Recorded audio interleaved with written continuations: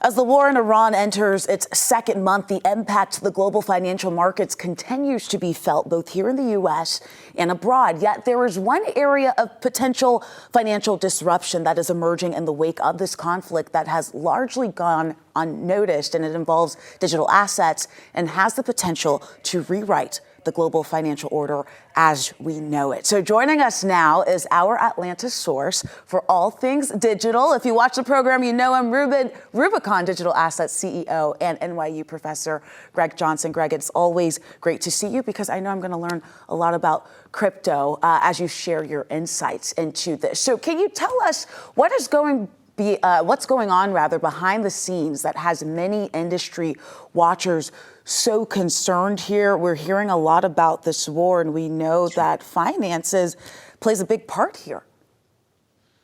Well, that's right, Faith. And of course, it's always good to be with you, and especially at a time when so many things are being disrupted. And, we say the terms like, unprecedented or historical very frivolously these days, but I think it's hard to argue with the fact that we're living in a very, very important moment and so many different ways as a result of the war that's taking place in the Middle East. One of the things that really has not been discussed, and it's a very, very serious issue, is what happens in the wake of the war regarding the global financial order that the United States has dominated ever since World War II. At the end of World War II, the U.S. put so much blood and treasure into the victory during World War II that through the Bretton Woods institutions that were created when the war was about to end and we knew the outcome, but we didn't know exactly when it would end, we started thinking about how are we going to rebuild the world. And the world was rebuilt with the U.S. dollar being the number one currency in the world. And slowly but surely over the last 25, 26 years of this century, we've seen a deterioration of that. And the war in Iran is also creating more of an acceleration to that disruption than many people would like to admit to. The reality is that we've seen, based on the well-intended experiments by many governments, many central banks, like the United States Federal Reserve, every country has their own central bank. Well, in the wake of the Bitcoin paper and this crypto industry, some surprising people started experimenting with blockchain and crypto solutions. And many of those surprising people experimenting were actually governments and central banks, exactly the opposite of what Bitcoin was supposed to be about.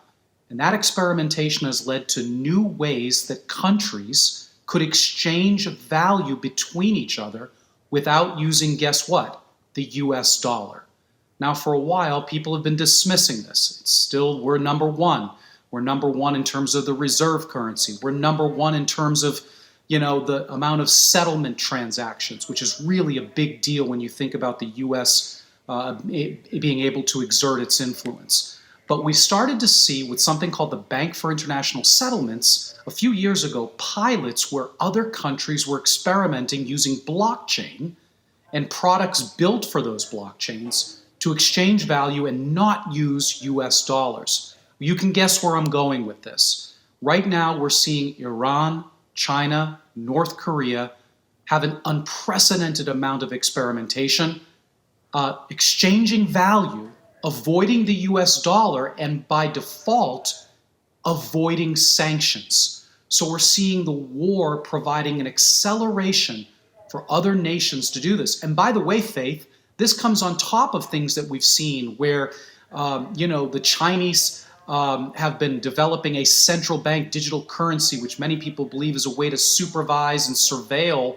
their citizens. But it's also the currency that the Iranians have asked to have any reparations or payments be made through so that it could not be frozen if it was used in dollars. Oh, and by the way, to make that even more interesting, in Russia, we've even seen the use of new stable coins, something we've talked about a lot here, as a way to circumvent scrutiny and sanctions and allow their economy to accelerate. So much is going on that is not being covered in the headlines, but may have profound implications for every American.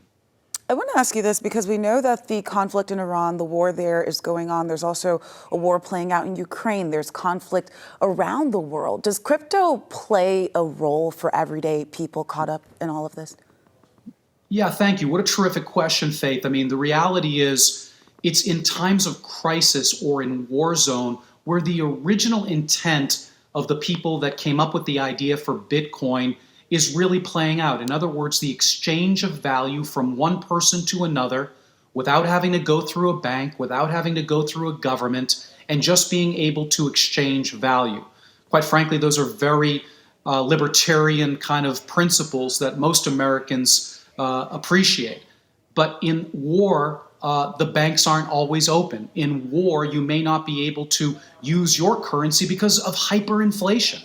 So it's true. We're seeing already in Iran people being able to exchange value and get by, the average citizen, using crypto products. And we've already seen that play out. It's been going on nonstop in the war in Ukraine, and especially in the developing world, where there's a real fintech community in Africa. We're seeing so much innovation coming out of the continent. It would make most people's heads spin. And this comes from Atlanta, where we're already a fintech hub for the world. So incredible innovation comes out of these urgent wartime situations.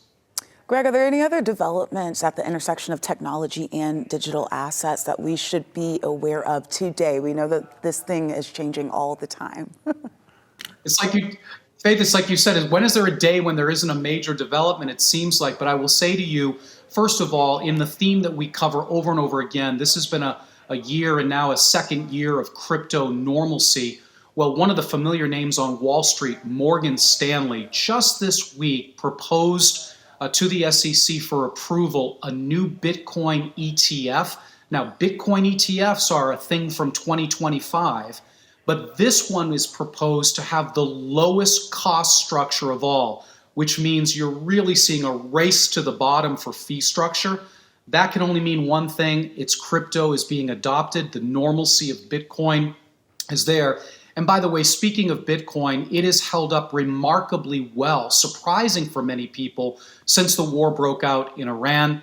Another one of the unintended casualties of this conflict may in fact be the legislation we've covered here going on in DC, the Clarity Act, which, by the way, a story we did last on Kalshi and the predictive markets, when we did that story, Faith, 90% was the average of expectation that the Clarity Act would pass. It's down to 50% right now.